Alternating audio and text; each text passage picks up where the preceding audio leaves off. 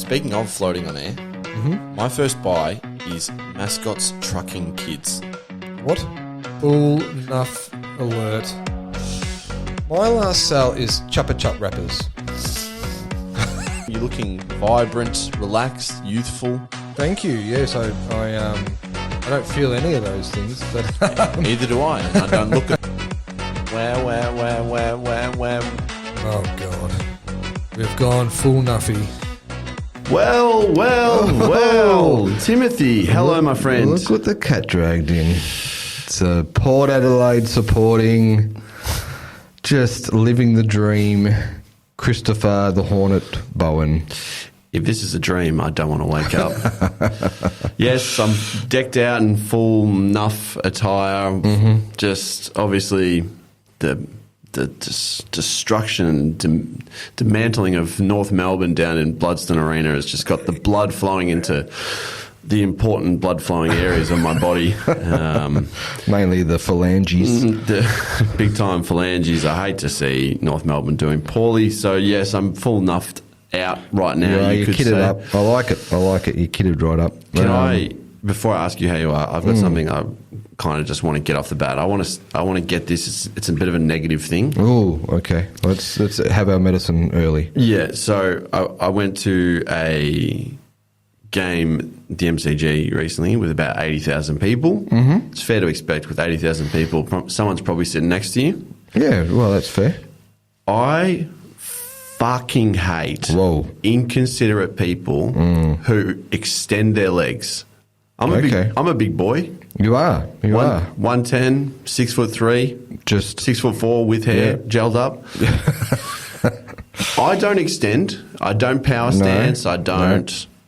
Put the arms out. I'm very considerate of other people. Yeah, because you're a good bloke. I'm a good bloke, yes. Yep. And I fucking loathe when people do that. And so I had that last night. The bloke spilt a beer on me at one point, and he was a Richmond supporter, which is devastating that they lost. But really, it's such a gripe. Not a big enough gripe where I'm sticking to my sells and buys because I've had them in the gun and the holster for a little bit, but just uppercut yourself. If you do this at the footy and it's packed, if it's a St Kilda Melbourne at the MCG, stretch out. Bring a deck chair. Bring a portable barbecue if you want. You're going to have plenty of space. Yep. But if you're doing this at a packed game, give yourself a swift uppercut. If you don't like it, go watch the game at home. Yeah, no, that's fair. It's not your lounge. No, exactly. That's the problem with public events. There's public there. Correct. Yeah. Yeah. But it's very irritating. But I'm glad I got that off my chest. How are you? Good, thank you, mate. Yeah, going well. I wanted to ask you. It's been a little while since our last pod. You did go across, and this. I apologise if this is already a buy or a sell, but you did go across to the Live Golf. I did. Haven't we come full circle with this podcast? We started off. We were a little bit. I'd say we were a little bit negative about Live Golf. I went a bit hard. You went pretty hard. I went pretty hard. Tell me about Live Golf now and your Live Golf experience over in Adelaide. Oh, it was... Yeah, look, people like to point out the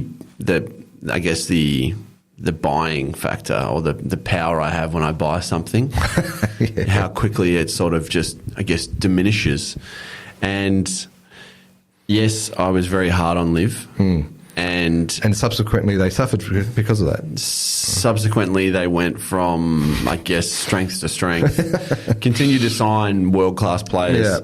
Yeah. Look, that was probably the best sporting event I've been to. I said that at the time to you. Yep. Drunk. Yep. And in the midst of a 3-day bender, which I dubbed on... We went on Thursday, so we flew up on Anzac Day. Yep. Every time I had a drink on Thursday, I said that this is what the troops would have wanted. Yeah, right. Yeah. And let me tell you, the troops would have wanted the weekend that I had because it was long. Yep. I felt like a Make-A-Wish kid at times. Ran into Travis Boak, ran into Connor Rosé, Zach Butters. Yeah. Adelaide must be a small town. It must be, quite literally. I felt bad for Travis Boak because he was trying to eat breakfast and I was decked head to toe in Nuff memorabilia. Yeah, right. And I walked around the corner and he saw me and he got up straight away. He dropped his head. He, if you look at the photo, he's wearing a beanie and the beanie is very low. Yeah, he almost is trying to... He's almost undercover. He's on bad day. You can't get past the Nuffie Sniffer dog. So, yeah. I've only heard very good things about the event, like one of the best. It was so well put together. It's kind of in like this suburb. Yep. Which to me almost feels like it's Heidelberg. Yeah, right. And all the marquee tents and all this sort of stuff. It's really hard to describe, but it's kind of crazy how much it was like set up. Yeah. Like, there was so much stuff there. So it was well organised, well done. So well organised. I thought we actually all said we were kind of thinking it was going to be a bit of a shit show, but it was, but not for the reasons you thought. Not for the reasons we thought. Like just for the best way to describe it is like the Happy Gilmore scene where Shooter McGavin's like, God damn you people, this is golf. Yeah. Because that's what it was. There was just, people hanging out of trees, sitting on top of portaloos. Awesome. Trying to kick balls. Sure. I don't have proof of this, but I can almost guarantee. So there was a playoff in the team event and the Australian team was in it, played against the South African team. And so they went into the second hole because that first hole they ended up halving, which was remarkable. But the second hole, both the South Africans hit their balls into the gallery. And the first South African player, when they saw his ball, when you saw his lie, it had been stepped on. Like it had been stepped, and people were yelling me, step on the ball. And people did. Cam Smith hit one short and guys tried to rush to kick it onto the green. Circus. Oh, complete circus. But like I've been to the President's Cup, I've been to PGA Tour events. Like that is like nothing I've ever experienced. Yeah, awesome. It was incredible. Like honestly, like I've become a full cheerleader. Yep. Which, as I said, we've come full circle. But the actual team format, so enjoyable. Yeah, right. Honestly, so enjoyable. That's all I'll say for now. Okay, very good. But no, that's what I wanted to ask you weekend, about because I looked great and I was vicariously living through you and I'm like, I need to get to this. There's so many people there too. Yeah, right. Yeah. I don't think I want the Port Adelaide playing that weekend as well. Yeah. Because that was quite possibly, that date probably maybe tipped you over the edge. You can buy Imperial pints, as they call them in South Australia, at the footy. What's an Imperial pint? Just a pint. Oh, okay. Oh, like a big boy. Yeah. Yeah, but you can get like you want a sippy cup or I'm like, probably the pint, please. The big one, thanks. Yeah. Which you can't do in Melbourne, obviously. No. Love it. Yeah. Good stuff. Yeah. No. So live it, love it. Yeah. Live, laugh, love. I asked you how you were. You did. You did. Yeah. There's my memory span. And how are you? Yeah. I'm still recovering from Adelaide. It was long 5 days. But anyway, he saw some things. I saw some things. But look, we've got a lot to chat about. Let's jump straight into the headlines. 10's Late Night News with Sandra Sully. We begin with the signing of... Keeping you informed, keeping you involved, keeping you in touch. Australia's most established late news service, the Late Night News with Sandra Sully. Weeknights on 10. Sandra, you're great. And you can go first, my friend. Okay, so three MacArthur Football Club players have been suspended from the A-League after being charged over an alleged, and again, we love to say alleged, but this we is have to alleged. Protect ourselves. Yeah. Alleged betting scandal. I'm looking at Eusebius Davelia and his teammates Clayton Lewis and what's that one? I'd say Karen Backus. The trio were arrested in dawn raids on Friday, which I love, after the New South Wales Police Organised Crime Squad Gaming Unit launched an investigation into the alleged manipulation of yellow cards during football games for gambling purposes. So when they did the dawn raid, what do you reckon? It was just the like, dawn raiders. Give us your boats, give us your lappies. Show us your sports bet accounts. Hand over all your bonus bets right now. I would have loved to see that. Yeah, Dawn Raids is very dramatic. Very dramatic for a betting I like scandal. that. So, yeah. Where does this put the A-League? Well, good question. Do you know when the grand final is? It's soon. It's already happened. Oh, yeah, okay. I'm technically right. I'm not wrong. Oh, that's perfect. And this is what we're talking about. The A-League's made the headlines, and this is what we're talking about over the grand final. I'm not even going to tell you who won the grand final. I'm going to guess it wasn't MacArthur. No. They got 3 players out. I'll be honest, I kind of don't... If it didn't say New South Wales, I would have said, I'm not sure where MacArthur is. No, I don't know where MacArthur is. I have no idea. No. But this is quite serious. We shouldn't joke. All jokes aside, this is kind of life ban and / jail territory. Yeah, well, hence the Dawn Raids. Yeah, you don't do Dawn Raids without some repercussions. Yeah, yeah. But I think it is when you said this is where the A-League's at. We're joking about it, but it is kind of like what are the... If I had to say to you right now, give me 3 things you remember about the A-League, what are they? It would be Frank Lowry falling off the podium. Yeah, that was my number 1. I watched that last night 3 times. It would be like the start when Victory had Muscat as captain and who was the coach back then? Oh, Ernie Merrick. Yeah. That's right. Yeah. That era, that was the golden era. The golden era of the A-League. And the riot for the City victory. Yeah. So if I was to say 3 things, I would say... I'd put 1 positive in there, but yeah. Frankie boy holding onto the toilet seat. And we shouldn't laugh, but gee whiz, that's funny. We shouldn't laugh, but... He was fine. He's all good. He's all good. He's right. Please go watch it because it is very funny. But, yeah, the second one is Kevin Muscat choking a coach. Yeah. And then the third would be the riot. Yeah. The other one I was going to say was when Kevin Muscat, chopped the leg of that... Yeah. Simon Colosimo, was it? No, I think it might be Adrian Zara, actually. It was a good player who was going to play for Australia, and then he just basically ended his career, which was fun. He chopped someone. Cheers, Kev. Yeah, he absolutely just ruined someone. But I guess that's the A-League.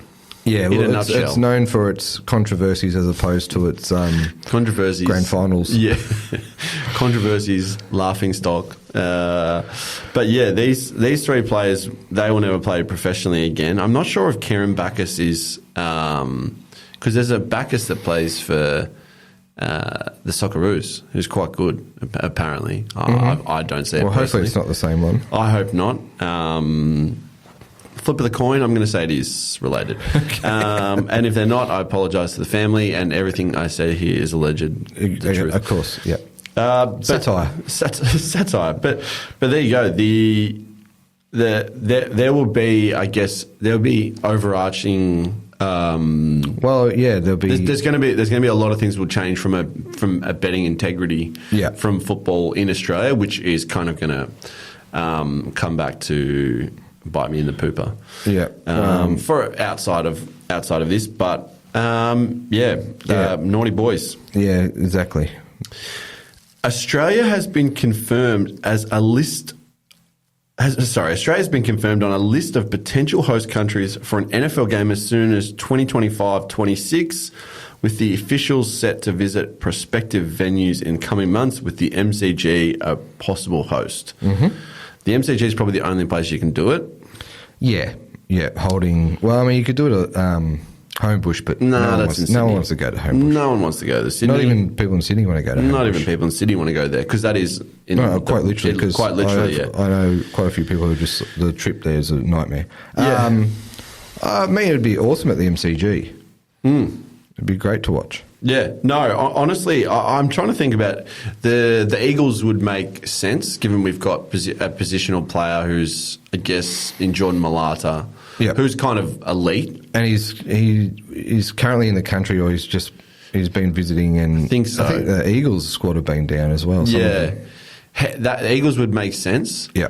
But the problem with this is, and yeah, look, they fly private, whatnot, but these are pretty big roosters. Yeah, it's a long trip. It's a long trip for like that body. I don't care if you're flying private or whatnot. So it would make sense to do Europe first, right? Like it's well, they kind of do Europe a bit now. They do like Germany. They do a lot of games in London. Yeah, I think they low-key want a team in London, which is because what they get is. And it's kind of good for Australia and at the start, but it's for you degenerates really. So they have typically they have like a 1 o'clock game. Yeah. They have like 1, 3, 4, 7. Wait, what was it? 1, 4, 7. Sorry. Yep. And so these games in London come on at about 10 a.m. Yeah. So it really they've got the whole day. Yeah. So that comes on here about like typically around midnight. Yeah. So your degenerates are like laying into that, man. Yeah. But yeah, it would be. I'm not sure. I'm not even sure what time they would have it because the NFL. Well, it needs to be American friendly. Yeah. Which would mean it would be during the day, early morning. It would probably be during the day. Yeah, like quite early. Yeah. Because they're not going to go play it at 7 o'clock at night. I'm not going to ask you this question because it's a question without notice and you wouldn't know. We don't know what the other prospective venues are, so... No, I got no idea. Yeah, so it'd be interesting to see where else they're looking. Maybe Townsville? Jeez, I make myself laugh sometimes. No, the only... I think the MCG is legit the only... Yeah. Because I think the first thing the NFL is probably going to look at is from a logistical point of view, getting everything that they need and ease, and who's going to keep a straight face while saying, Homebush is easy to get to and no, get around. Exactly. MCG is a no-brainer if it is in Australia. Yeah, and it's iconic. Yep. Like people know the MCG. A lot like the Taylor Swift concert when they had that fully decked out, and the people in the States like, oh my God, I can't believe. Yeah. Sorry, that accent wasn't needed, but I was sort of like, look at the size of it. It is an impressive venue internationally. Yep. No. Agreed. All right, so the NBA playoffs. We're into the Final Four with the Boston Celtics taking on the Indiana Pacers in the Eastern Conference, while the Dallas Mavericks and the Minnesota Timberwolves face off in the Western Conference. The Celtics have just had the easiest ride in such a long time. The Eastern Conference is weaker than the West. Indiana Pacers Halliburton's just done his hamstring, so their best player's not playing. They've just absolutely had coasted through dream run. Whereas in the West, it's just an absolute battle. It's a gulag, as I like to call it. Russian jail. Good use of it. Mavericks and Minnesota Timberwolves. The Mavs are 2-0 up as we talk, and they're going to be hard to beat. But the Timberwolves do have a lot of talent. So they got him. Yeah, they do have him. They've got him, as the kids like to say. Ant, the next MJ. Ant-Man, Anthony Edwards. The next MJ, apparently. Who didn't shoot well. He's been double teamed, right? Yeah. They're double teaming the crap out of him. And it's funny, like in a sort of clutch time, they had Karl Anthony Towns, who's all-star, all NBA type player, didn't even get on the floor because they just don't trust him in the clutch moments. It's interesting who. What do you think of him? Nah. Yeah, I think he's a. I don't want to. It starts with B. The word. It's a 5-letter word. Okay. Ends in itch. Brick. Ends in itch. Okay. Look, I just think. I think he's a bit. I'd say soft. He's soft, but he's also a bit of a. A bit more modern age, how we have these sort of millennial flogs. They just, I don't like him. Well, because he said, he goes, when it's all said and done, he goes, I've changed the game. Yeah, and he can't even get on the floor during the... Change the game how? Yeah. They're changing a rule by paying someone $100 million to sit on the bench, maybe, during the clutch time. Yeah, cool. But, so the Celtics will be in the finals. I'd imagine it'll be against Dallas, which will be a tasty matchup because then we've got Kyrie Irving back against the Celtics where he had a falling out and the Celtic fans absolutely hate Kyrie. Which is weird because Boston sports fans are usually pretty normal. Well adjusted. They're usually reasonably sound in the head. Yeah, they are. They're quite measured. So that's going to be fun. So and the Mavs have two. If you count Kyrie as an Australian, he was born in Melbourne. He's 3 Aussie. Dante Exam and Josh Green. Josh Green. Oh, Josh Green. That's my bad. So yeah, look, I'm on the Dallas bandwagon. Luka's good to watch. He's good fun. I did get a real chuckle out of Luka hitting the game-winning shot and then saying some very easy to read. I think he's telling most of the crowd that they should probably leave. And they asked him in the press conference, and he goes, "No, I didn't say that. I was speaking Slovenian." The old Slovenian. Yeah, the old Slovenian, which apparently translates to English almost like for like. Yeah, but not exactly. Not exactly. Now, I have a question about Tyrese Halliburton. So, I don't really bet on the NBA because I don't know what I'm doing, right? Yeah. But I have a betting partner. Okay. I guess you could call him, and kind of gave me two bets. And Tyrese Halliburton to have the highest average assist was one, so real good. But it was a questionable bet because he rested a lot of games and he was injured and whatnot. And this hamstring kind of doesn't feel legit to me. Is that a fair assessment, having not watched any of the games? What do you mean not legit? I feel like he's kind of tapping out. Nah, not an Eastern Conference Finals. No. It feels to me like he's tapping out. Negative. No? You don't do that in Eastern Conference Finals. No. This is where you make your legacy. No. Yeah. Do you want to know what the other bet was? So I hit one of two.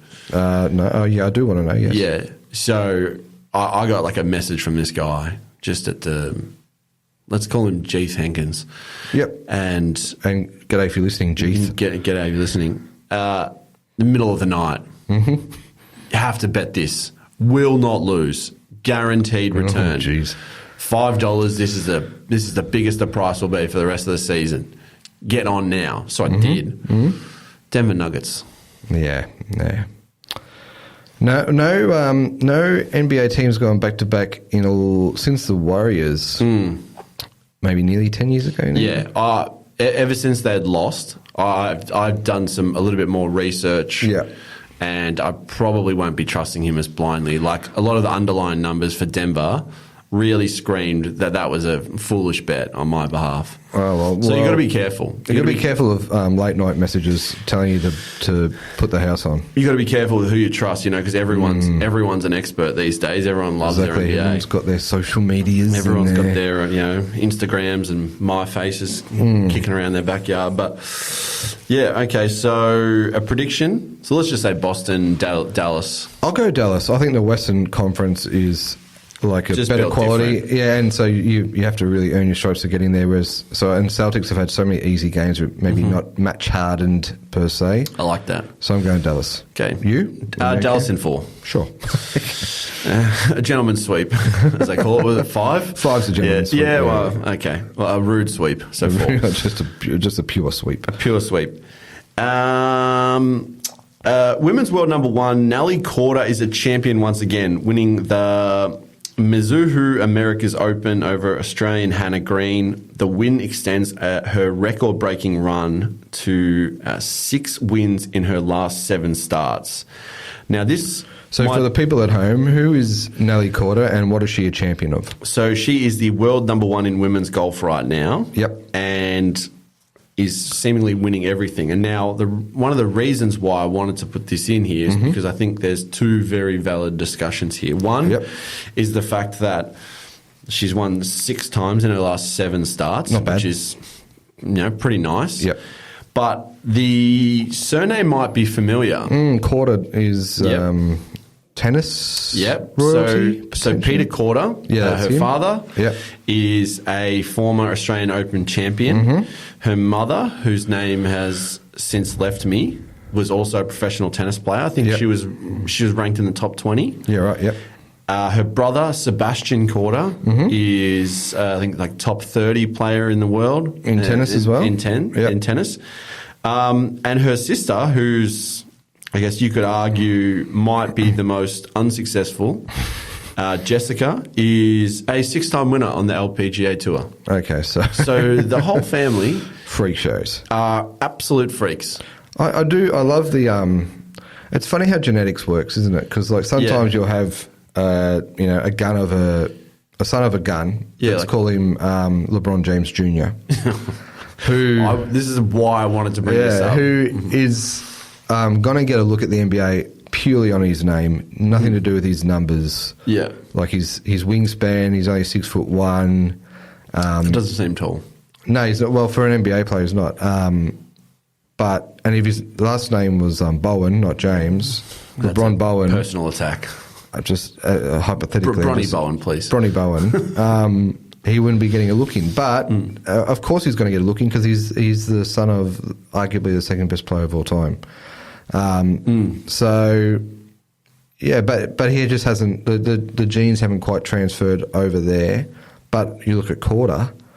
The genes have, like, definitely, like, you could say, like, the genes from the parents, you could say the parents are almost like, well, I guess, Sebastian will have to win a Grand Slam to surpass his papa. But if you looked at all the different sort of, let's call them power couples that have had children, which one would you think would be the biggest, like, lay down Mazaire, absolute no-brainer to be a freak?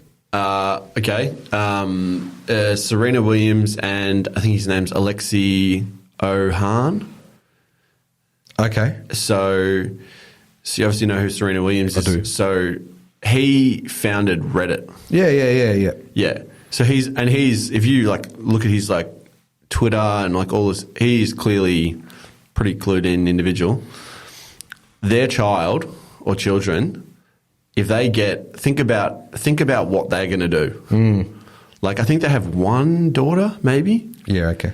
Yeah, so I think so. Yeah. If she has Serena's athletic ability and his brain, that's actually like 4D, potentially 5D chess. That's 6D chess. Yeah.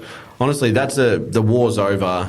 You know, we've got a superhuman. Well, they should keep breeding. I was going to say, and I don't know where they're at, but Andre Agassi and Steffi Graf's children would surely be tennis. They would have to. But I don't know if even know.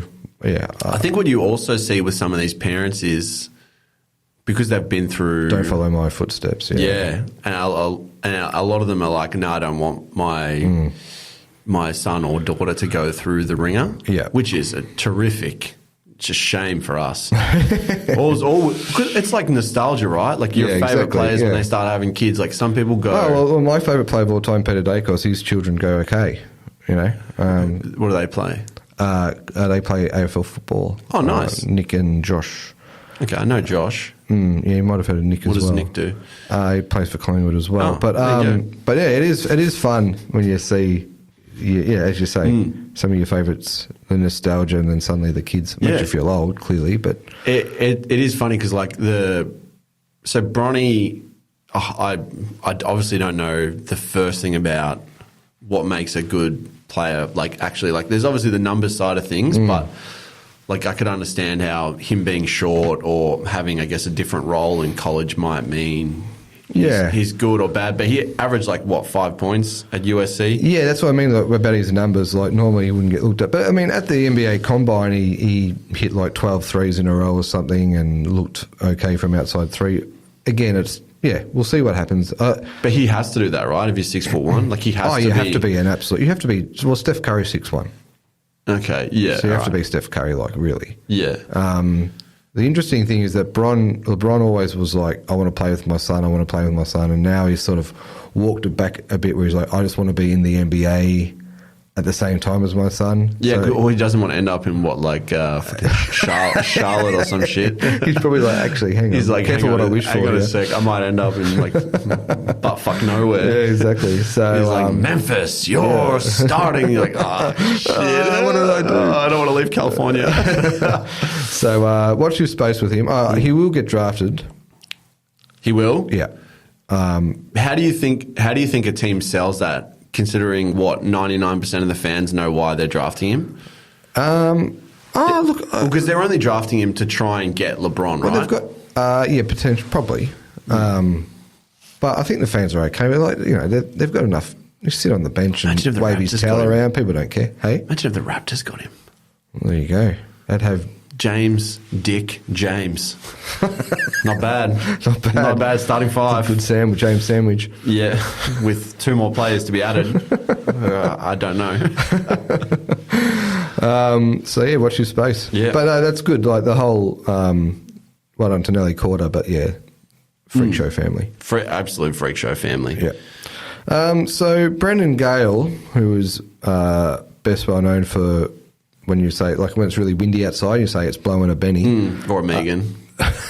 I say Megan personally. I say Benny, but anyway. The architect behind Richmond's premiership dynasty will become the inaugural chief executive of the Tasmanian Football Club, the Devils. Our Devils. Devils. The announcement came the same afternoon where Gale announced his departure as Richmond CEO at the end of this upcoming 2024 season. So this is the first proper... This is the first real punch landed piece of the puzzle. Mm-hmm. And, like... Good piece of the puzzle to Great land. piece of the puzzle. I think he, personally... I think he probably should have been AFL CEO. Nothing against Andrew Dillon. Yeah, I'd agree. Lefty, represent. But I think Benny, awesome player, over 200 games, lawyer by trade, took Richmond to 3 premierships, would have been a great... And knows clubland, knows everything else. I think is fairly important for that role. Yep. So the fact is now Tassie CEO is great. The next piece of the puzzle for me is the coach, right? You can't just give it. I don't think you can give it to someone who hasn't coached before. Mm-hmm.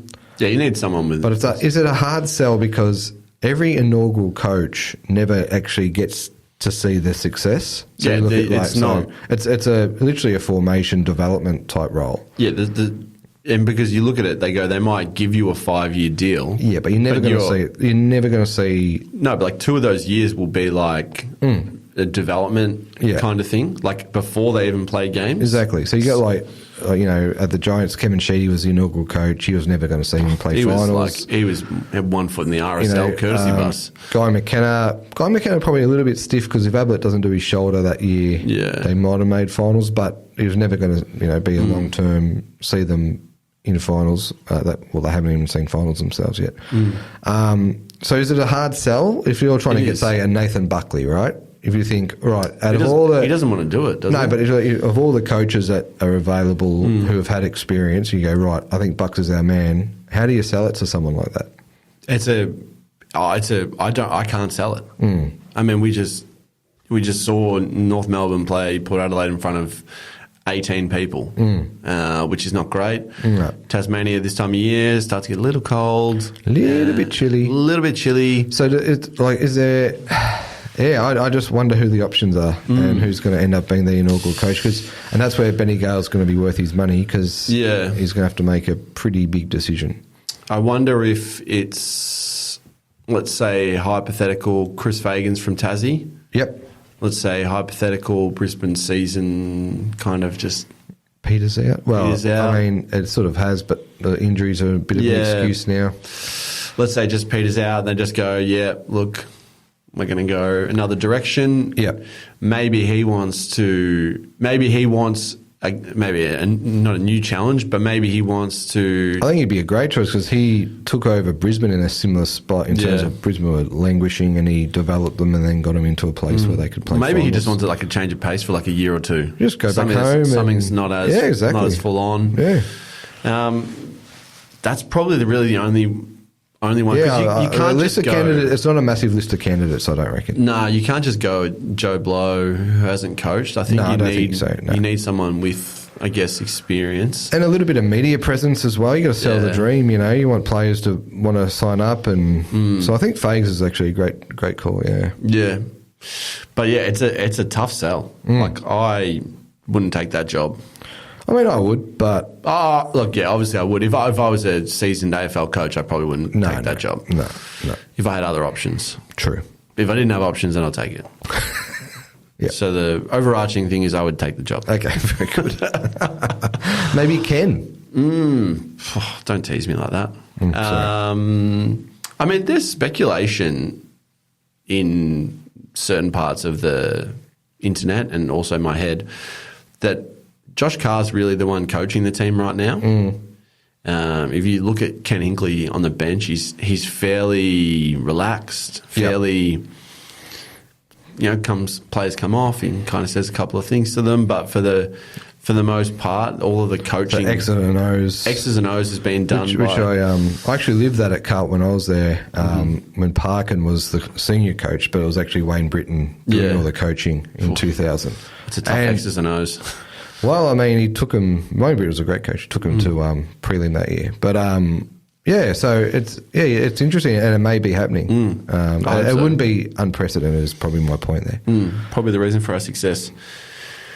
Brendan Gale, Tassie boy, so gets to go home. Yep. Congrats on everything you've achieved at Richmond. Yeah, 3 flags. You'll forever be a legend of that club. Yeah. Now, the last story is probably This was big. This was. We were live texting about this as it unfolded. This was nuts. What is happening?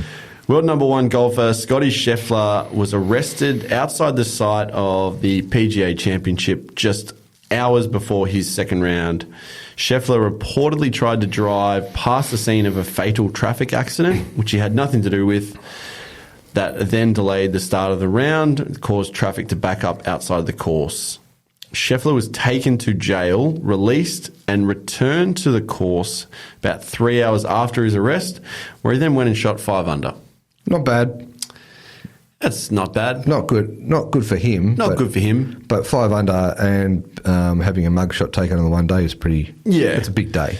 It's a big day, and so he was charged with, I think, the 4 charges. One was like something like some kind of assault, which is the most. It's probably like he probably just put his hand on a policeman or something like you know. I don't even think it was that. So obviously, this has developed a lot since then. Yeah. We've seen new camera footage which kind of shows so the police officer who did it, I think he's fucked. Right, okay. So he went OTT. And he's also kind of cooked because they have to wear a body cam. Right. Like they have to do it because of the way American police act. Yeah. And he wasn't wearing it. So he's already, because that's... Well, there's no evidence. You can't tell. It's his word against... Essentially. But this is easily the most bizarre story I think I've ever seen, definitely in golf. Oh, it was amazing. Yeah. Because this is a guy who's like married his like high school sweetheart. Absolute clean skin, right? The cleanest of boring Caucasian men you'll ever come across. Massive churchy. Shout out to the churchies out there. I'm not saying you're all boring, but you know, like they said, you know, like I think after one of his wins, he's like, you know, what are you gonna do to celebrate? I think he said like, oh, I'll have a couple of glasses of iced tea. Like he's just and the rosary. He's yeah. Hopefully those are the only beads he has. You never know with the quiet blokes. Close to getting off the rails here. But it was. This is the last person you would expect for this to happen. And I reckon the most iconic thing is that at the end of his round, high-fiving 2 guys who have got his mugshot as T-shirts. Unbelievable. That's so funny. There's a lot of funny stuff to come out of it. His third round was pretty brutal. I think because because he literally said he was warming up in the jail cell. Which is like, because he knew he was getting out, and they had a TV which he said it had Get Up on, like an ESPN show, and so they were explaining that the round was delayed, and he goes, well, I'm probably he's like, I'm a sniff here. So he started his stretching routine in a holding cell. That's amazing. Which is pretty nuts. And then I don't know, was this the funniest thing? He had to get a police escort from jail back to the course. Because otherwise he wouldn't have got there. The irony, yeah. Which is, very ironic. But the first, like, I watched his round, which killed me the next day. But the coverage of it, so this is a major. Yeah, right? Exactly, yeah. There are guys playing.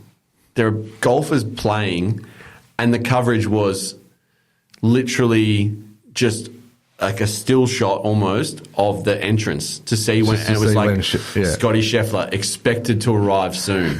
And it was just like... He's like, can't I watch him tee off? Yeah, he's like, can I not watch any of the 20 guys who are like playing? This is one of the 4 majors. This is like... But it was like... It was like almost like this a shocking comparison. The OJ, I was about to say it had OJ vibes. Yeah. And like obviously the OJ case a little bit more serious than what Scottie Scheffler did, but that like you couldn't you couldn't take Juice RIP. You couldn't take your eyes off the broadcast. Yeah. Like it was absolutely. It was one of those. Like not a pivotal moment, but it's just one of those iconic sport moments that will always go down as, it's because it's so outrageous. Yeah. The fact that he's like, what they called Kobe's, was it Kobe or Michael Jordan? It was Jordan's flu game. Yeah. So they're calling this the Fallon round. That's great. That's great. Yeah. No, I love it. Which I think is very funny. Yeah. He didn't win the PGA. Xander Schauffele won his first major, and that's probably all we'll say on the winner, because there is absolutely nothing really that needs to be said outside of like that was the story. That was the story, and the fact is he ended up. It wasn't for that third round, which clearly the whole thing had taken a toll. The whole thing probably had taken its toll. But this kind of shows how much of a freak he is, because then the fourth round he was back to like 6 under. Yeah. He would have won if it wasn't for the third round, and like probably like moonwalked it. Yeah.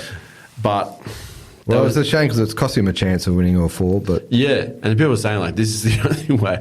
the only way to stop him. The only way to beat Max Homer, who's very funny on social media, posted some photos after the thing saying like, tough week in Kentucky.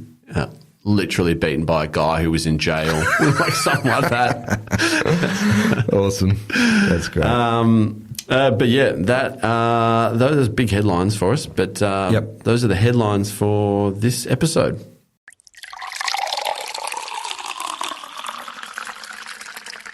Oh, so take 2. Some idiot forgot to press record.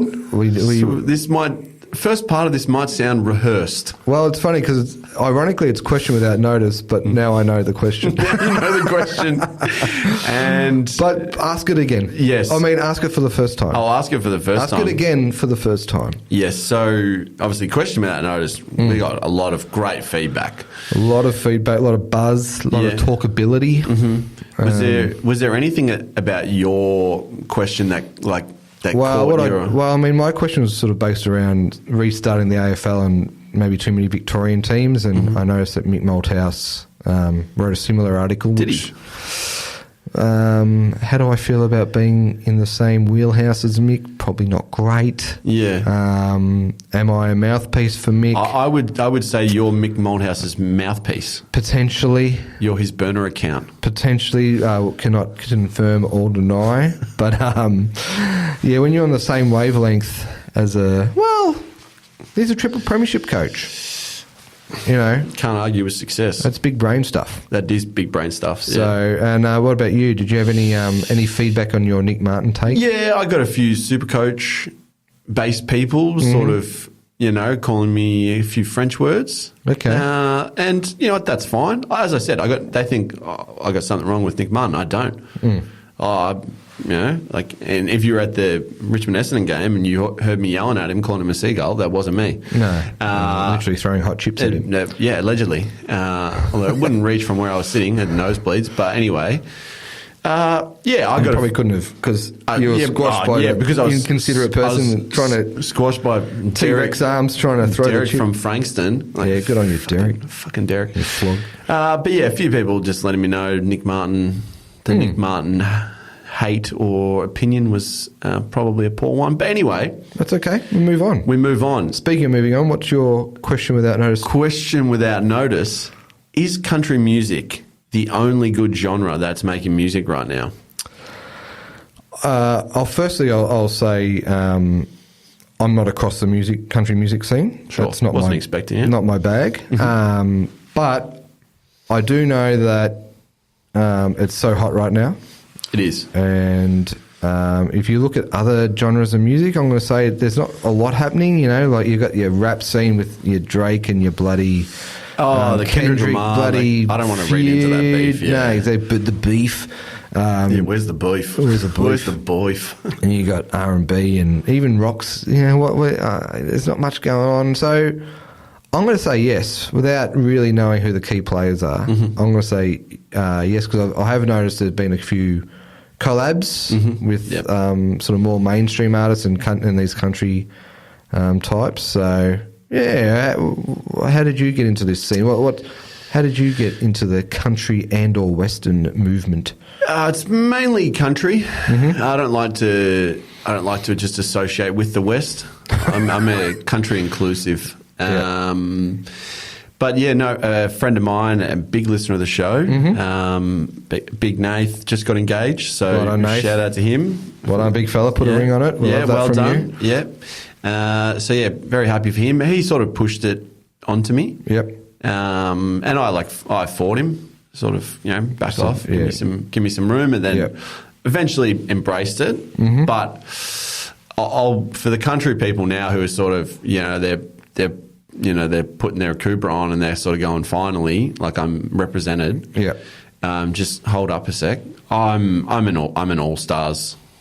So who are some of the dudes? Because I'm not across. Yeah, so Morgan Wallen's who I really started with, and he's actually on a little bit of a wonky line at the moment. We kind of need to get him to sort out some off mic issues, some off mic stuff. Yeah, he got arrested recently for throwing a chair off a third balcony rooftop bar. Okay.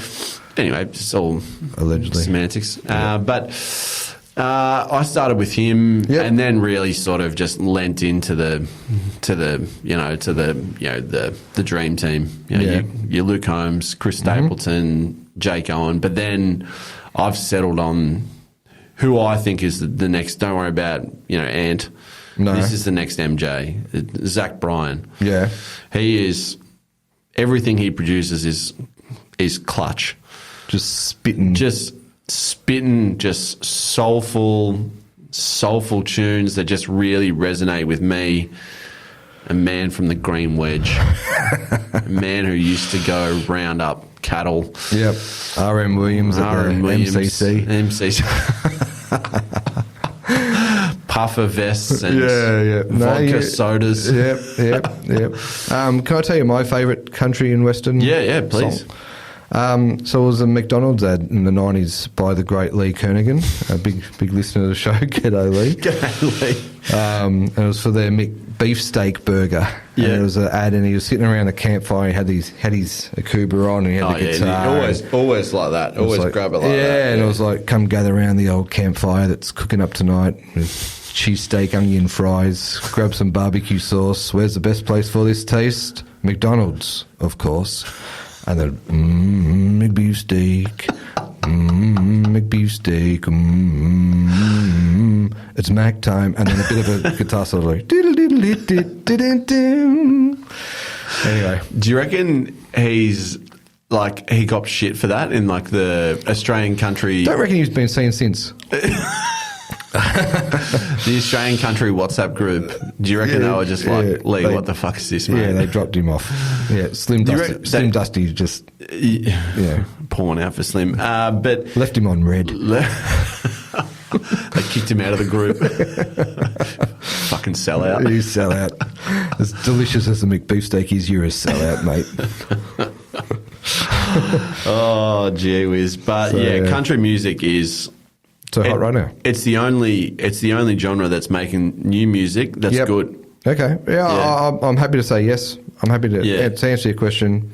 Yep. Yeah, I'm not just into the All Stars as well. Like I do dabble with role players, like your Six Man of the Year, like Hardy, Jake Owen. Jake Owen might be considered maybe an All Star, fringe All Star. Chase Beckham. Oh, I'm really right into it. You're knee deep into it. I'm really getting around role players too. I'm trying to get around to more role players because that's what a good coach does. Yeah. But the All Stars, you got to lean on them. Yeah, right. Okay. Well, I may investigate. You should investigate because I never investigate. Broaden my reach beyond the McDonald's ad in the 90s. I waited until like season 8 of True Detective before I started to investigate. Okay, fair enough. And I'm like, geez, where's this been hiding the whole time? So my question about it is sport related again. Actually, before I ask the question, let me just give you a bit of context around it. So I reckon this was under the radar. Not many people talked about it, but I think the repercussions of it are massive. Yep. So the Western Bulldogs forward Aidan O'Driscoll.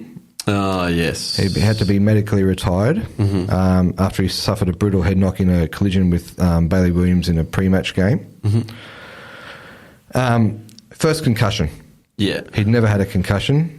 He's had one heavy head knock and he's had to be medically retired. Yep.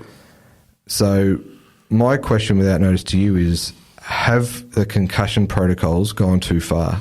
Has the sport gone down a route that they can't get out of? For example, what happens if Harley Reid or Nick Dacos cop a head knock and they have to be medically retired? What are the repercussions for the game? Has it gone too far? Yeah, I'm always gonna lean onto the no.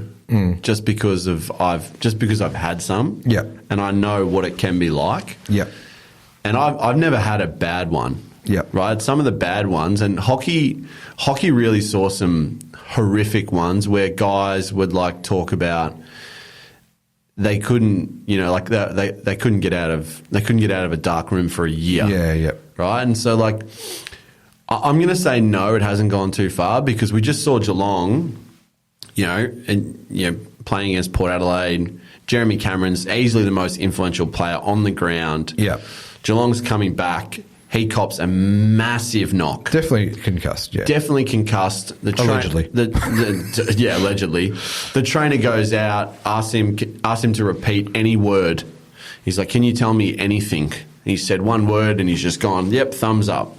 Right? That's some NRL 1980s sort of stuff. That's putting winning ahead of player safety. Yeah. And you know what? And they can defend it. They go, no, he passed all the whatever and he said he was feeling fine. Yeah. That's what professional athletes do. Yeah, exactly. They don't want to be off the ground. Yeah. They don't want to be off the ground. You need to save them from themselves sometimes. Correct. So the fact that he then missed the game, like I can't believe that there's not been more made about that because, look, we don't know what Aidan's gone through. No, and I'm not diminishing what he's. But I'm just talking about the more long-term ramifications if it did happen to a star player, as I mentioned, or even like you look at. I'm not across other injury lists, but like Collingwood's current injury list has 3 concussions. So do we need to add more people to the list? Like, what's the workaround? Because, I'm all for 12-day. Well, if you get concussed, you got to have a spell. I think it's a month in local footy now. Yeah. So, but how does it affect injuries? I don't know. It's a good question. Yeah, it's a good question, and you know what? I think this is something you can't really get.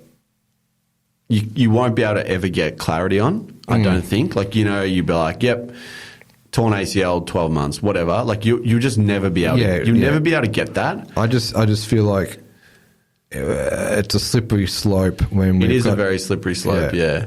And I guess that's the problem when you come in with these mandatory.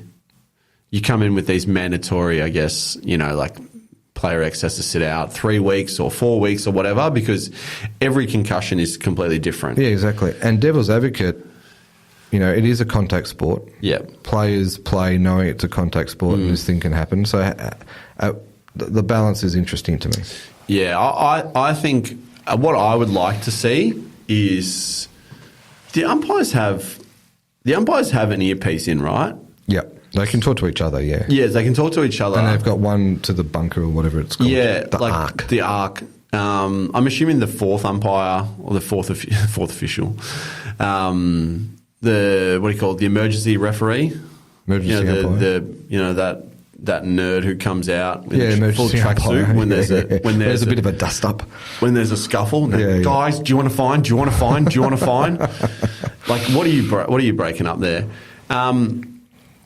I would love to see the team doctor, because I don't think this doesn't really happen now, when they see, like something like that, Jeremy Cameron, go up to him and say, stop the game. Like, we need to get this player off. Yeah. Take it. I think you have to take it completely out of their hands. If I think pass, so. So someone a bit more impartial, not connected to the teams. Yeah. I think so. Yeah. I think that's probably the only way to go about it. You can have the club doctors, because they obviously have to sign.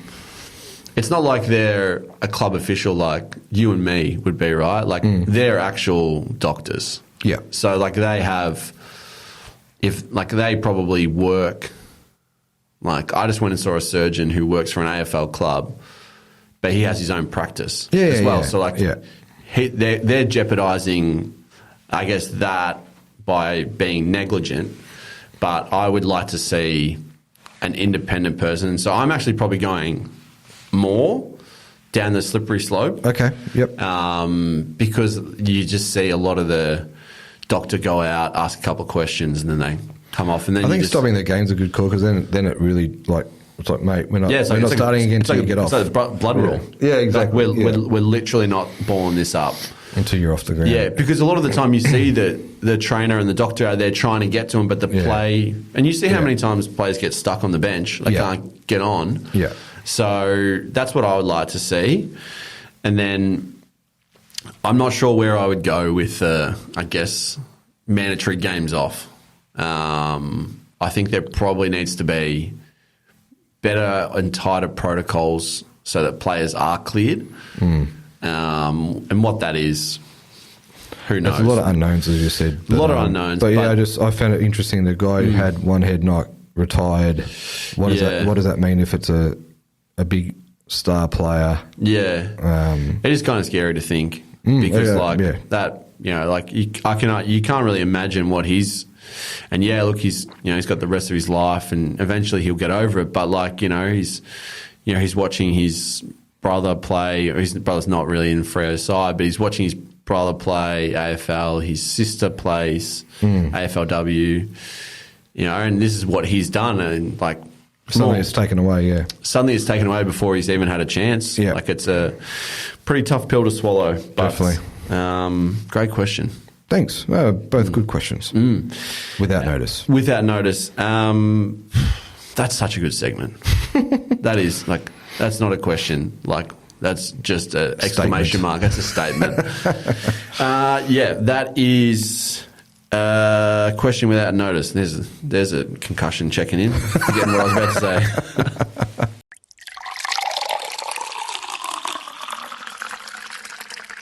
All right.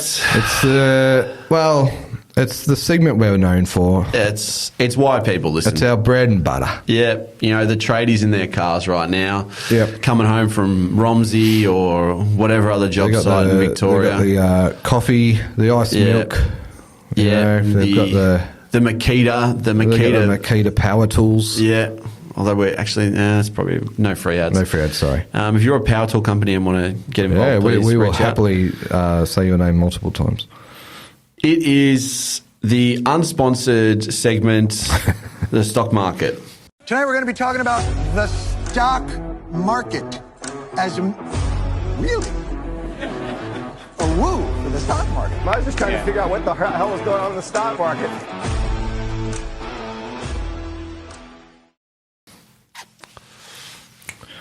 Buying. What are you buying, Tim? We need to talk about Harley Reid. Yes. Here's my first buy. I must admit, going into the season, I was a little bit like, is he really the next coming of Chris Judd and Gary Ablett and Dustin Martin rolled into one? If they all had an orgy and a child. And the answer is yes. Yes, he is. Yeah, he's pretty good. The generational talent gets thrown around a lot, but this kid is every bit of it. He's every bit of it. And for me, it's when someone comes in and they do something on a footy field that you haven't seen before, and that's what this guy does. Like, he's 18, and he's big boying Petrarca and Oliver with some don't argues. Who are big boys? Who are two of the best players in the comp. But it's also that sort of, I don't know if you noticed, but he has like a sort of half turning circle. Like he'll grab the ball and he'll arc his back and start running one way, and then he'll flip back the other side and just burn people off. I don't think I've seen it like to that extent before. It's like deceptive. Yeah, he's just a power athlete. Like the fast twitch muscle fibers in that man must be off the chain, out of control. Yeah. So and it's made West Coast instantly watchable. Instantly watchable. Well, I'll watch every West Coast game that he's better. in. Yeah, they're instantly better. And I was going to ask you, like, does he have the same impact if North Melbourne hadn't screwed the pooch and won that game against Gold Coast and made the biggest blunder in probably the last 50 years of footy? No. So a little bit goes towards you've got to the people around him? Yeah. You've got to respect, North Melbourne showing that, they're not a club who's just going to lie down. I really... I didn't want to bring North into it. I was going to. It doesn't matter. I really respect that they won that game because Colby McKercher is obviously really good. Zane Dersma, I would rather McKercher and Zane Dersma. Like, people were saying, did you see Harley Reid's goal? And I said, did you see Zane Dersma's 4 disposals? No offence to Zane Dersma, I actually quite like him. No, I think they're both going to be good players, but they're not going to be basically... Yes, he would have been this good at North Melbourne. Yeah, it was... which is hard to think about because... It is, yeah. My Lord and Saviour, Jason Horne-Francis... paired with him in a midfield. Jeez. Like, Tristan Xerri's a good ruckman. Yeah. That is a bona fide. That is a sick midfield. Yeah. But now we're looking at George Wardlaw down to... Yeah, look, North have got a lot of talent, but this kid... I would be... They don't have talent like that. No, I'd be absolutely shocked if whatever team he's a part of, whether it's West Coast long term, which I hope it is, to be honest. Yeah. Or if it's a Melbourne club he comes back to. He wins a premiership. Guaranteed. They are going to win a flag. Yeah. You look at and Judd. Brownlow, yeah. Judd won a flag. Ablett Jr., Dusty Martin. These generational players win flags. Yep. And he's going to win a flag. Simple That's as just that, where it's going to be. I know. I don't want West Coast to win a flag, but if they do, it's good on them because they took him. But yeah, Jesus, so good to watch. Yeah, and there's quite a few good midfielders in this draft coming up, and I think what we have to think about is what Ben Mackay. So Ben Mackay going Essendon. Yep. North Melbourne got what, like pick 4? Pick 4, yeah. So that's Dersma. The Elliot Yeo. Like, there's rumours that he's been offered huge coin. 3 years. Yeah. 3 years and ridiculous money at Adelaide, I think. Yeah. If you're West Coast, you're kind of doing the sums going, all right, so we know we've got this absolute freak. Yeah. We know we're going to already get, pick 3, maybe. Yeah, 3 or 4. 3 or 4 for their actual pick. Yeah. And then there's probably going to be this one lumped on top. Could you turn Elliot Yeo into another one or whatever it is? Yeah, like a 5 or 6. Then you've got 2 more cracks at, adding another, a real... They've got a lot of holes in their list. Well, I suppose my question to you more around whether he does that at North Melbourne is because you've got Elliot Yeo, Tim Kelly, some bigger body midfielders who can sort of help take the load. Whereas at North, there's no one to protect him. He would have just got... I feel like he would have just got No, I reckon Cream rises to the top. Yeah. And you know what? I probably don't say that until the game you had against Melbourne, where it was like, well, it's just him versus Melbourne. Whereas really. that kind of like, Yeah, true. that was a bit. That was like kind of like year 7 versus year 12 in the schoolboy kind of thing. Yeah. So I think he would. Yeah. Honestly, like probably takes maybe a little bit of time, and certainly having like that Kelly and the Yo whatnot Certainly helps. Yeah. I think also being so far removed from the Victorian media probably helps him as well. Yeah, although the WA media is a circus. A bit of a circus, but I guess they're not under the impression that, West Coast have to make the finals, right? They know it's a basket case. They're still getting good crowds. Yeah, 100%. They've still got they're just coming to see him now. Yeah, they're literally there's like more people just going to watch him. Yeah. So I think it's a very different pressure bubble. Yeah, true.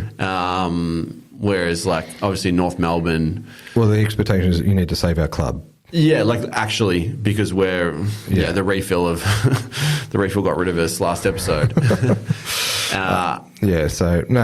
He's my first buy. That's a great first buy. Yeah, it's an obvious one, but it had to be said. Yeah. My first buy is a man I often make fun of. Made fun of his last name, and probably a very misunderstood person. Okay. And that's Live Golf's Bryson DeChambeau. Okay. I'm all aboard. You're on the Bryce train? I'm on the Bryson train. It has nothing to do with the fact that he signed a golf ball, threw it across, and the big fella caught it. Nice. I didn't catch it, but we're gonna for the purpose of this story, I caught it. I have the ball. Okay. Who did you steal it off? Well, no, the ball. I was just the show's lawyer actually. Just used his 6'6" massive frame to just ruin my back, like knee me in the back, pulled my shoulder down, and took a hanger. The ball just kind of dropped in front. Like I didn't even get a chance to mark it, and then the ball was just handed to me, and they thought this looks like a Make-A-Wish kid. So here you go. But look, he was very cringe for a lot of time. Like he put on all this weight, and made all these comments about Augusta that it was a pitch and putt course and all this sort of stuff. That would have gone down well. Yeah, it didn't. Yeah, he said it was like a par 63 course or something like that. But he's just a different cat, and I think for the most part he was misunderstood, and I definitely misunderstood him because golfers are so like cookie cutter, and you're just not used to seeing it. But I've come around to him. He's so likable with the fans. Like gets into it. Like there's nothing but stuff to like now, and I think a lot of that is him just being himself. I think for the most part, a lot of the other stuff, he was trying to be the villain or whatnot, which is probably just not authentic. But he's just a different guy. Yeah, and like going to Live, he's kind of found his home. He's found his home, and that he can be his authentic self. Yeah. Which I think is like, like it's refreshing. Yeah. Like and seeing that and seeing the way he is, like up close in person was pretty cool. Mm-hmm. Got a lot of respect, and I'm happy to admit when I'm wrong. I'm wrong at least 33 times on each episode we do. Good. It takes a big man to put on his big boy pants and say I was wrong. So and I've done that there. So my first buy is my crush's captain, Bryson DeChambeau. There you go. Welcome to the stable. What do you got for me? My next buy, and it's a bit of a shameless plug, but also I'm not making any money of it, so it's just I don't know. But my next buy is TikTok. Okay. And sure, I'm on it, kids. I am on it. I am the groovy hip uncle. Oh, the snazzy dad. Snazzy guy who walks in with my jeans and my white sneakers, like Seinfeld. Your New Balances on. New Balances, like, hey, what's up, kids? No, I joined And my handle for all those who are interested is Buhagiar, which is BOOGAHAA. Wow, that wasn't taken? No, it wasn't taken, surprisingly. And what I've decided to do is, I've been making commercials and promos and all that kind of stuff for 20 odd years. Yeah. And I've got a lot of them just sitting on drives, and I thought I'll just give them a second life on the. Are you allowed to do that? Yeah. Yeah. Nice. Yeah. So it's only if they've got commercial music. I was going to say, just making sure you're not potentially slandering yourself. No, it's all good. It's all good. So I've been dropping one a day. Oh wow! And what's the what sort of engagement are you getting? Well, this is what I was going to talk about, because the algorithm to me is an absolute mystery. Sometimes you drop one and you go, this is going to go well. Yeah, this is going to get the kids. That we put out. This is going to get the kids talking, and then it's 200 views. And I'm like, geez, I thought that deserved more. And then there's one where I'm like, I'll put this on, and then it'll get 7,000 or something in 2 days. I'm like, Jesus, what the hell? It's like the algorithm's a mystery. Yeah. But it's interesting, a bit of fun. Mm-hmm. I've got a few little followers, and as I said, I'm going to put one out a day until I can't put any more out. You must have a lot of. Well, I started in January and I'm still going, and I'm pretty confident I can get to September, I reckon. Holy! So as I said, it's 20 years. But yeah, jump on the TikTokers and check out Buhagiar and give us a follow, like and subscribe. Do you know what our I guess most engaged reel is? I think it was when I had bare feet. Correct. Oh, you bloody sickos out there. You perverts. You sick perverts. No free feet. You bloody... and look, I don't blame you. No. I don't blame you. But yeah, I had the dogs out. The dogs were barking. And it went down well. It went... A lot of engagement in the subcontinent. You know what I might do next step? Completely nude. Well... I definitely have the. I'll have the feet on the desk. Feet on the desk, and all eyes. All eyes on the feet, not on the content, which is good. Exactly. So, no, good to know. Yeah. Good to know is we've got a lot of sickos out there. Yeah, we've got a lot of sickos listening. And thanks for listening, you sickos. Yeah. You dirty birds. You dirty public barbecue users. Oh, my second buy, I don't even know how to classify this. It's kind of self-promotion-y for, I guess, you and for a bit of you and me. Mm-hmm. I'm buying the Lower Plenty Cricket Club Leopards. Oh, see, this is my next buy. So let's buy it. We'll buy it together. Yeah. So my buy was going to be silly little tattoo promises. Okay. So it's all connected. Well, I'll completely slander myself with the tattoo stuff after this, but our cricket club, which for the most part is a lot of the listeners in this show are current and former players. Yep. Lower Plenty. We can name them. Yep. And what happened was, I think about 10 years ago, the club for some reason changed their name from the Leopards, which we were known as, all through my playing days, through your playing days, to the Lions. Now it was in a bid to have like a sort of an amalgamation, so like brother-sister relationship with a district cricket club, the Fitzroy Doncaster Lions. Yeah, which never eventuated. Which no players from our club have ever gone there. So, a bit silly to, I guess. Well, yeah, because it wasn't written in the Constitution. They thought they could just do it, and it put a few people offside. I think it's fair to say. A few people offside, like certainly put you and me offside. Yeah, and I believe unconfirmed sources, 4 people voted for the name to stay the same. Well, and it was a overwhelming vote for the Leopards. Leopards are back, baby. Leopards are back. Should have never left. Never left. Yeah. But it's going to sound silly when you put it, I guess, when you just say, "Oh, they changed our team name from the Leopards to the Lions." Yeah. Right? Like on the surface, it sounds silly. Yeah. You're like, who cares? It's petty. Yeah. It's not. We're not petty, but it's like we're not petty, but it's also like when you think back to. What's the most enjoyable time of your sport playing days? Playing as a leopard. Yeah, I was going to say like juniors. Yeah. Right? That's typically the most fun you have. You know, you're with your friends, whatnot. Yep. And that was like the moniker or the Exactly. what we played under. I suppose if you dive a little bit deeper, it's the brand, right? It's the club's brand. It's it's and the it's persona. the history of the history. club. It's all the people who have come and gone. Yeah.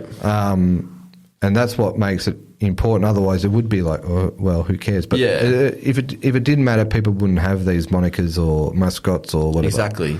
There's some people there who never changed their Facebook name. Yeah. And it's never left them. But yeah, look, it is meaningful. Yeah, exactly. It is meaningful. Like, yeah. So you think about it, if you're a passionate, member of the Richmond Tigers, and if they said, we're going to become the, Richmond Flogs. Yeah. I don't know. Like, I can't think of a name off the top of my head. Exactly. It's a brand, and it's what you've grown up with, and so, and then segueing into my little buy, which was I said to you prior to the vote of them changing from lions back to leopards. Yeah.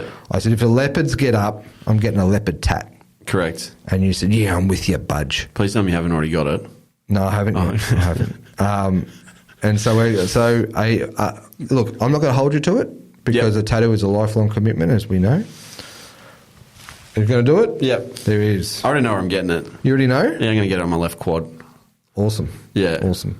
Well, I'm going to probably get mine on my right quad, actually. There you go. Left, right. There we go. I might not do colour though. I've got a couple of ideas, and so I think I know what I'm going to do. I'm going to get a Simpsons tattoo as well while I'm there. Millpool on the leg. Nice. No, I'm going full colour. Yeah, I might change my mind, but I've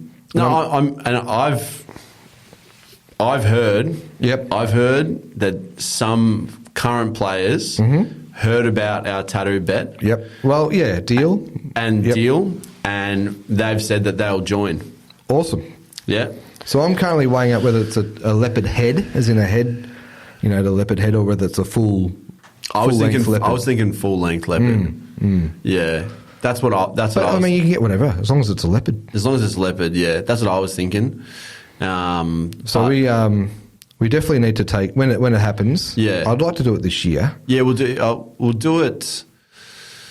We'll do it before cricket season starts. I'd like to, yeah. And maybe we just little videos, and we can make a bit of a Instagram story. Maybe I chuck it on my TikTokers. Maybe throw it on Buhagiar. The Buhagiar TikTok. The Buhagiar TikTok. Yeah, but I like it. But it goes to a broader, as you said, conversation about these things are important. They are in terms of it's what you play under, and it's So up the leopards, And if you're in charge of a local club thinking about changing your name, don't do it without absolute consultation with all the members, both past, present, and future. Correct, because it matters. Selling. Oh, I've still got one more buy. Oh shit! Yeah. Oh yeah, because I rolled it into yours. Yeah. Okay, so mine's done. Yeah, go. Sorry, what's your last buy? My last buy, right? And some people are going to be like, "This is ridiculous." My last buy is Uniqlo. Okay. Where the hell has this store been hiding my whole life? Why did no one tell me about this? Good quality clothes at a good price. No free ads. Yeah. Why did nobody tell me about it? Okay. I saw Novak Djokovic wearing it. I thought it was a logo for University of Queensland. And Adam Scott. And I was like, that's weird. I thought that's when you might have twigged. No? No, I always, I'd walk past the store, but I'd be like, oh, no. I don't know what's in there. Yeah. It looked overwhelming. Yeah, it can be overwhelming. But I would say that. I go, no, Uniqlo I would say, Chris, get in there. No one pushed me. Yeah, right. I can't. I'm overwhelmed when I go in there. Because I'm like, look at that. So are you a fully fledged, have you bought? Yeah. Purchased? Heaps. Is the wardrobe now majority Uniqlo? It's not majority, but it's gaining a good... It's like I'm like a boomer accumulating property.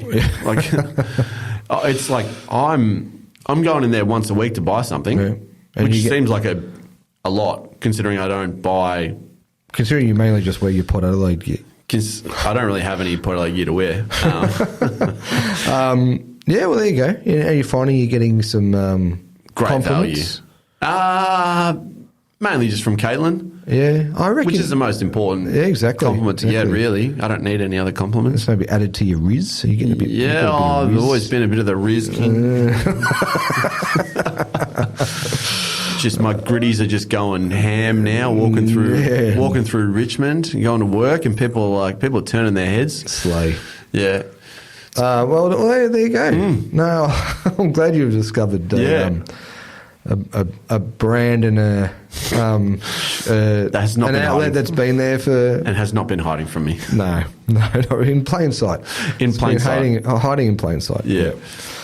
My first sell is umpire Matty Nichols. No, I shouldn't. I shouldn't. Oh no! Here we go. Tinfoil Nuffie Collingwood hat. No, I won't do it. My first sell. And I didn't want to mention this during our Scottie Scheffler chat, but I wanted to mention now, and I did mention it to you via text.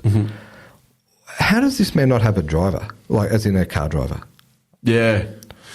So how much would he earn, like per? He made 30 million in the space of 15 days, I think it was. Okay, so he's got a bit of cash. He's a little bit of cash, but he's a lot of money tied up in Uniqlo and Port Adelaide merchandise. Just get a car driver, mate. Yeah, just sit in the back. Most guys would have had drivers. Yeah, of course. And it goes back to him maybe being a little bit of a straighty 180, humble guy. Your 3 veg and meat and 3 veg. Yeah. But get a driver, mate. Surely that's the lesson for Scotty. Like, if I had that much money, there's no way I'd be like, I might drive my car here and there for, practice, but I'm getting towed around. I'll tell you who's gone with. You know how a lot of these athletes have their entourage with them? Yeah. At all time? Yeah. My lawyer's with me at all times. If I'm that rich, I've got my lawyer with me. Oh, I thought he was under the desk. No. No, I'm not rich. But my lawyer's with me everywhere I go, whether he wants it or not. Yeah. But no, I just can't believe he didn't have a driver. And surely a driver equals no jail for him and another major. Cost him a major, I'm going to say it. It dead set cost him a major. Great first sell. Thank you. Sticking on the theme. Oh, nice. My first sell is the PGA Tour as a whole. Oh, is it in trouble? It's in big trouble. Yeah. Sorry, just before you go, has Rory McIlroy gone to live yet? No. It's just rumored. But I will say this, say alleged, whatever. No one's going to come after me because I'm on the... You're big time. I'm on Liv's side. I feel like Liv have got all the people I'm worried about, scared of. Rory McIlroy is 100% going to Liv. Yeah. Like, I don't know when it's going to happen. Yeah. It will happen. Yeah. But that's one of the reasons why I'm selling the PGA Tour. Yeah. So, get your pom-poms out. As I said, I'm a Liv cheerleader now. You are, yeah. So the Liv broadcast is 5 hours of golf. Yeah. And it's done. Yeah. Prime time, perfect. Yeah. It's fast. There's always relevant shots. Yeah. Whatever. You've also got the team aspect, which you're following on. So like even guys who are out of contention, they're still playing. Still for matters. Something. Yeah. Still matters. After watching a few weeks of Live tournaments in their format, and then going back to the PGA Tour broadcast, snore. 8 hours. Yeah. Slow. Yeah. All right, let's cross over to the 7th here. Yeah. You got a guy who's 3 over, trying to make a par putt, which has no context to the tournament. Yeah. But they're just feeling air because they've got such a gap between players on course, and you've got marquee groups in the morning and then at night. Yeah. And it's like a 9-10 hour broadcast. Yeah. It is such a snoozer. I can't go back. Yeah, right. So that's one aspect. Yeah. It's boring. It's and golf's boring to watch for most people. Unless you're a fanatic. Yeah. Unless you're a fanatic or a degenerate like I am, it's boring. Yeah. I found the PGA Championship broadcast so boring. Yeah. outside of it took jailgate for it to make it it took something outrageous to happen to be interesting. But it's the piss moaning and the infighting. The Players Coalition led by Patrick Cantlay, who's probably the most unlikable, boring human being in the world. Yeah. Like, I genuinely, like, I hate looking at him. Like, I look at him, he's not doing anything, and I'm just like, oh, like, probably what people look like when they look at me. But it's just, they've kind of sabotaged Rory, like they made him be the cheerleader. Yeah, he was definitely the face of it. He was the face of it, and now especially to an outsider like me who's not not entrenched in golf. And now they want nothing to do with him.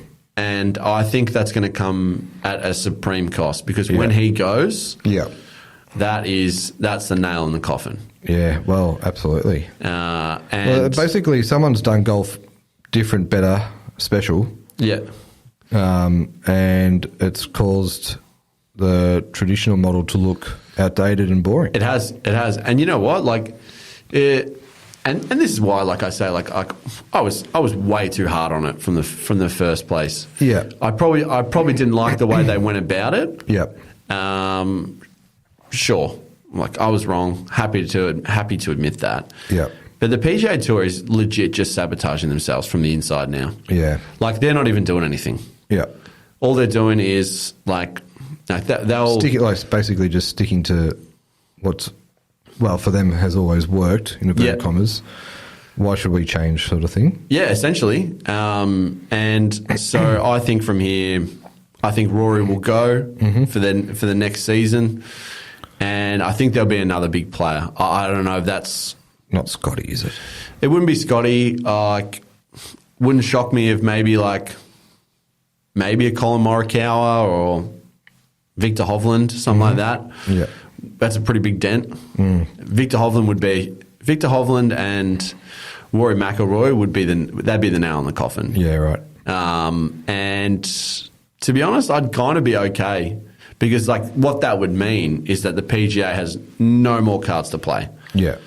Right? They've absolutely zero cards to play, and that they kind of have to get a world where they can coincide. Yeah. Which essentially is kind of what everyone wants at this point. I think no one it's cares. Inevitable. Yeah, no one kind of cares for the piss moaning anymore. Yeah. I think it's inevitable. It's just when it's going to happen, how it's going to happen, who gets that. Obviously, PGA want the power, but I think if people like Rory go, they're not going to have any. Yeah. So interesting. I kind of can't believe that Jay Monahan still has his gig at this point. Like, he's literally, and I guess because for the most part, right, it's probably an effortless gig.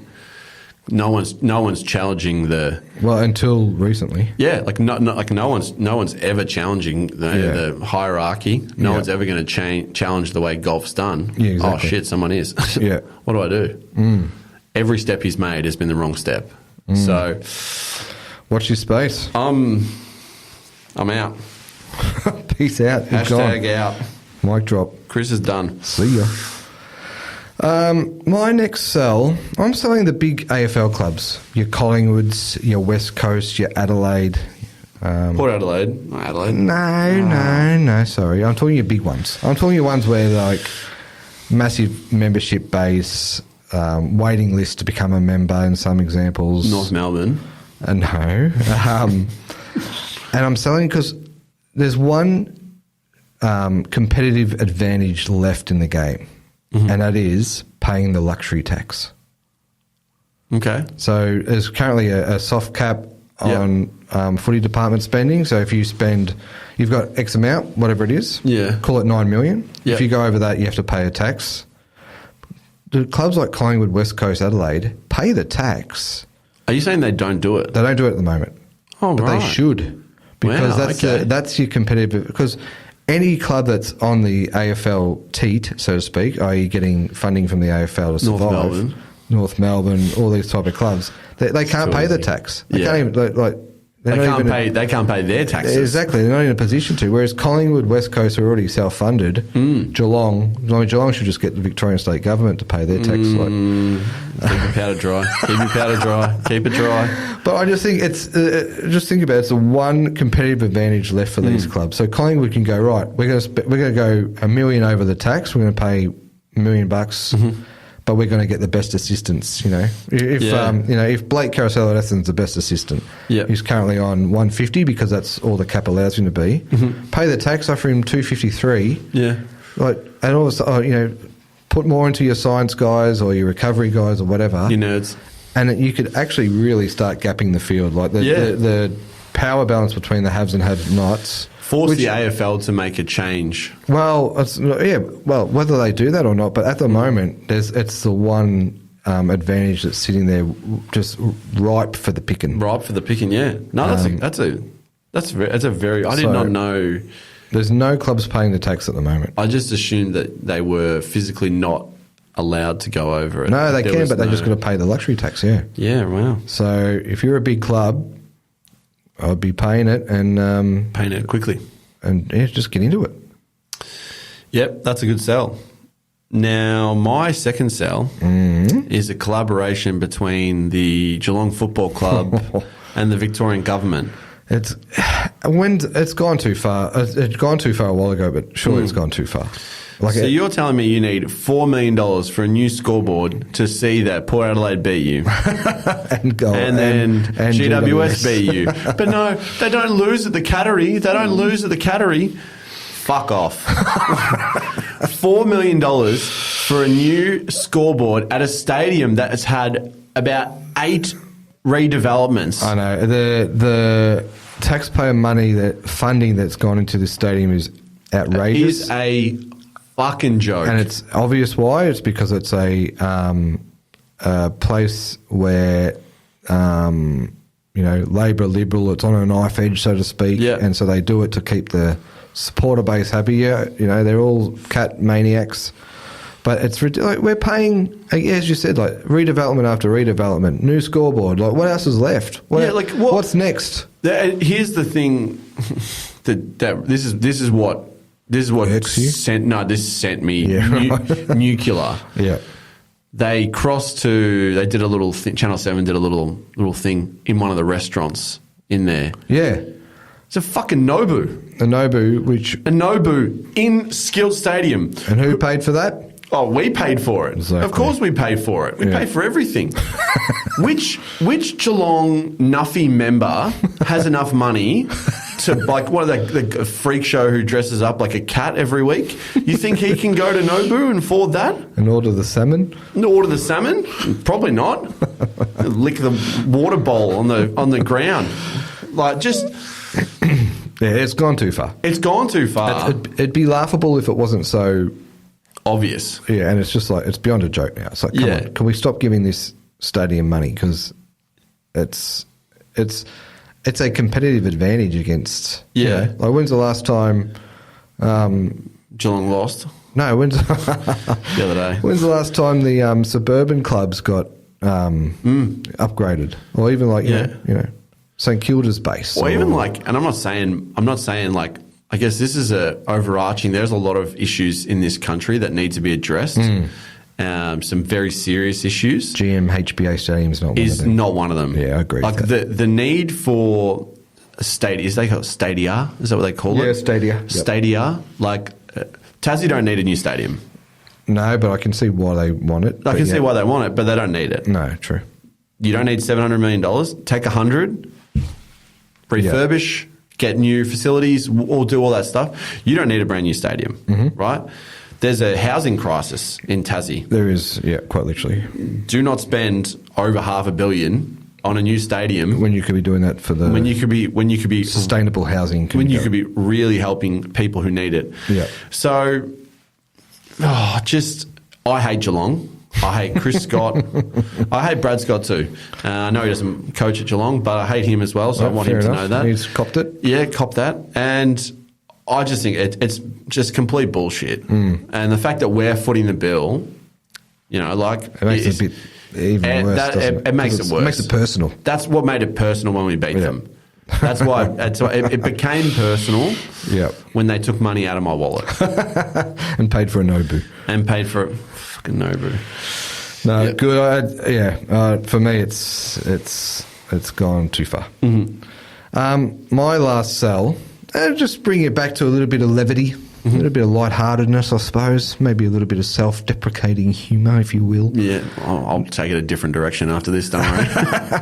Now, my last sell is my goldfish memory. And I don't know if this happens to you, but what I do, and it happens every time, is sometimes I'm like, I'll send that email to myself so I've got that information for later on. Mm-hmm. So I'll email myself, and then 2 seconds later, on my phone, the notification will come through, and I'll be like, ooh, a notification, what's this? Like, oh, shit, it's the email I just sent myself. That's the thing I sent 20 seconds ago. Come on, Tim. Come on, mate. Come on, Buhagiar. I was like, come on, Buhagiar. Ooh, I got an email. Oh, that was... Well, someone wants to speak to me. Does it have any or not? Yeah. What happens to me is, like, I'll pick up my phone to go look up something, and I'll be like... Oh, what do I come here for?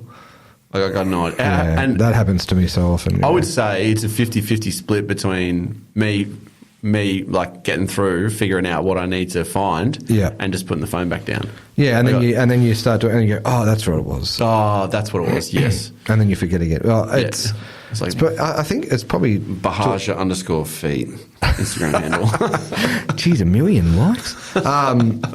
Yeah, it probably goes more to our attention what phones have done attention span wise. But it's cooked us.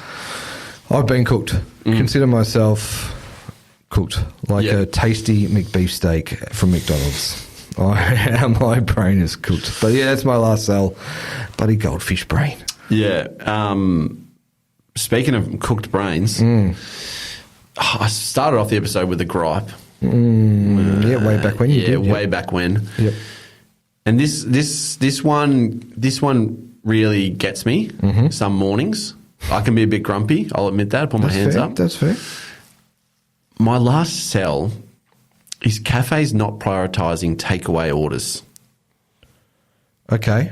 So they're prioritising okay, so you're saying the people who are sitting down waiting to... Correct. They've clearly got a bit of time? They've got a bit more time. Yeah, right. Yeah. So there's a certain cafe here, which I'm not going to name. It's around this area. I like to go to. It's got great coffee. Love that.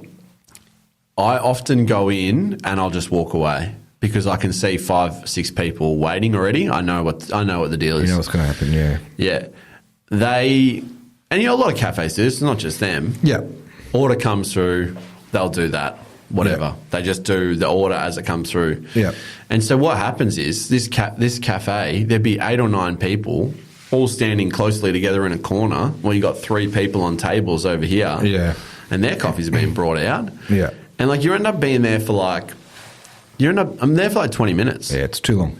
And I'm like, as a business, surely you want takeaway people in and out. Yeah, it's an express lane, right? You don't want 10 people standing in the corner of your restaurant. Unless for them they're like, it makes us look popular and people are like, ooh. No, it pisses me off. That's what it does. No, it doesn't make you look anything. And it just irks me how there's some cafes who just get this. But then there are some cafes who are brutal at it. Just can't sort their business. Can't sort their business out. And it's like... And I look like an arsehole right now complaining about this. I mean, it's definitely a first world problem. Yeah, fair enough. I'm an arsehole. I live in a first world country. I'm not going to... Deal with it. I'm not going to apologise for it. Fair enough. If I'm paying $6 for a latte, I want my latte within 10 minutes. Yep. 10 minutes I'm prepared to wait. 10 minutes is fair, yeah. 20 minutes, no. Yeah. Are you telling me my time's not important? I'm an important person. You are very somewhere important. In the world, I'm guessing. I'm hoping. Well, here. Definitely here. Yeah. So what's your staple order, sorry? It's an iced latte. Just an iced latte with vanilla. Okay, that feels like it's probably going to take a bit longer than your standard. Well, no, I put the vanilla in myself. That's right. So it's just a simple iced latte. I just wondered whether your order changed or evolved over a few years. I don't evolve. That's fair enough. No, I stay the same. Yeah, that's good. That's good consistency. We love that. But that's wrapping it up. That's my last sell. Good buy sell segment. Lots in there. I'm pretty happy with that. Tasty. Yeah, I've had those in the gun for a week. I've had those ready for a little bit. It is therapeutic. But that is the stock market for this episode.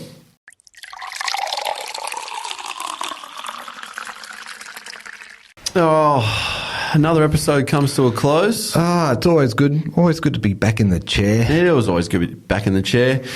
Yep. Anything you wanted to... Any overarching things you wanted to discuss? No. Go MacArthur Football Club. We do have the Olympics coming up. Yeah, very excited about the Olympics. Yeah. I'm an Olympics pig. Yeah. I wonder if we've got to do something special. Maybe we do like an Olympics preview and we'll literally randomly assign sports. Yeah, sure. So like you get rhythmic gymnastics or something and you just have to describe, I don't know, we'll figure out something. Just little bite-sized pieces. Yeah. All right, this is what to look out for. Here's the main players. Instant expert stuff. Yeah, just, do we deck out in our Aussie gear? Yeah, I think so. Jessica Stevens, the best with a ribbon in the gymnastics. Yeah, what she does with a ribbon. What she does with a ribbon is exceptional. We just haven't seen it before. Yeah, like Chad Stevens, what he does in the judo 55 kilo class. Yeah. The way he sweeps the leg. The way he just grinds another dude down is just unstoppable. Yeah. He's a machine. We'll come up with something. Yeah. Oh, yeah. Well, that's July. Yeah. So we'll have one more episode before our Olympic special. Yeah. And then we might really just pour it on for the Olympics. I think so. I don't know about you, but I'm actually taking some time off during the Olympics. Well, okay. I'm going to go onto the Parisian time zone sleep schedule. Which is... So I assume most of our stuff's going to be overnight. Mm-hmm. As in the whole schedule's overnight. Yeah, which is brutal, but... Most of it won't be friendly, but I've been here before. It's not our first rodeo, kids. This is not my first rodeo. So, I am llooking forward to the Olympics. Yeah, and it's the water goats' last Olympics. Emma McKeon. Is it McKeon or McCowan? I'm not sure. McKeon. Emma McKeon. She announced this is the last one. Yes, she said this will be her last Olympics. Well, she's already our greatest Olympian. Easy. It's like she's the water goat. Yeah. So I'm very excited. I love the pool. Athletics kind of. Well, because we're not good at it. Yeah, I love the 100 metres. Like that's a must watch for me. It's just a big time event. Yeah.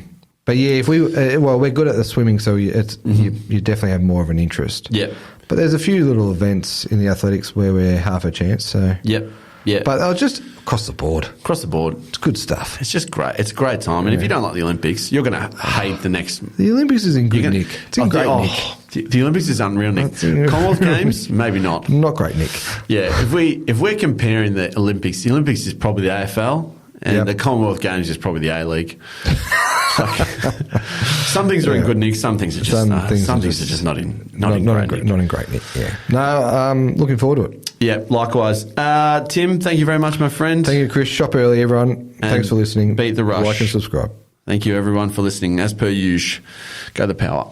Speaking of floating on air, my first buy is Mascots Trucking Kids. What? Bull Nuff alert. My last sale is Chupa Chup wrappers. You're looking vibrant, relaxed, youthful. Thank you. Yes, I don't feel any of those things, but neither do I. And I don't look at. Wow. Oh God, we've gone full Nuffie.